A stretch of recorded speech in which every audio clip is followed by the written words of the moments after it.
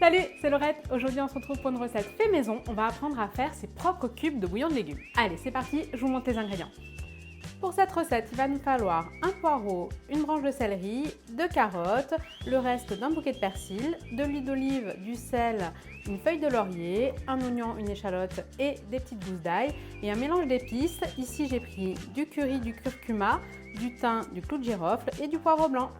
L'avantage de faire vos petits cubes de bouillon à la maison, déjà vous en aurez toujours sous la main. L'autre avantage c'est que vous allez pouvoir passer dedans des vieux légumes, typiquement des carottes un petit peu passées, des poireaux qui commencent un peu à faire la tête ou des bouquets de persil ou de coriandre qui sont plus très beaux. Tout ça, on peut les mettre dans nos cubes de bouillon. Vous allez aussi avoir une composition ultra clean parce qu'au final, vraiment vous savez ce que vous mettez dedans. Dernière chose, vous allez aussi pouvoir l'assaisonner selon vos goûts, c'est-à-dire que vous allez pouvoir choisir les épices que vous mettez dans vos cubes de bouillon.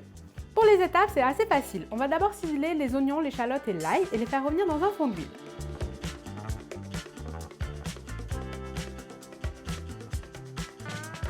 On va ensuite bien laver nos légumes, les ciseler finement, les ajouter dans notre casserole.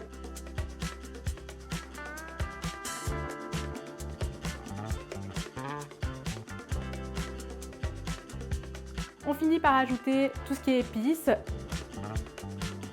herbes et surtout le sel, puisque c'est lui qui va permettre 1. D'assaisonner en partie nos cubes de bouillon et 2.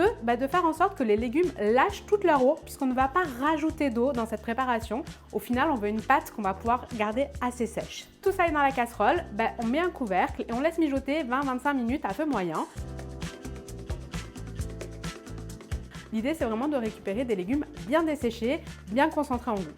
Une fois que notre mélange a bien compoté, on vient le mixer.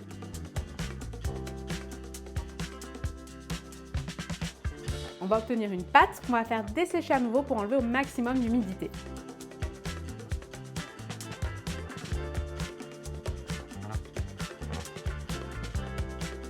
Ça dure à peu près 5-10 minutes à feu assez vif. De là, cette pâte, on va venir l'étaler dans un papier sulfurisé en forme de rectangle.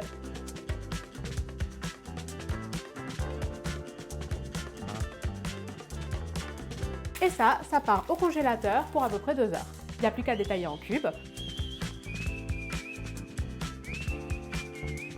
Vous pouvez les conserver au congélateur jusqu'à 6 mois. Si vous souhaitez faire une déclinaison de vos cubes de bouillon, vous pouvez bien sûr faire des cubes de bouillon de volaille. À ce moment-là, au début, vous rajoutez une carcasse de volaille ou une cuisse entière de poulet. Il faudra bien sûr retirer les os et la peau avant de mixer. Idem, si vous voulez faire des cubes de poisson, vous rajoutez une carcasse de poisson que vous retirez avant de mixer.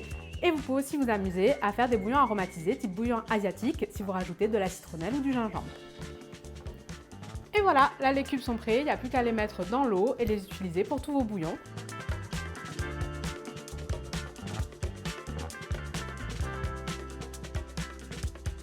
J'espère que la recette vous a plu, que vous allez la refaire à la maison et moi je vous dis à très vite pour de nouvelles recettes. Ciao!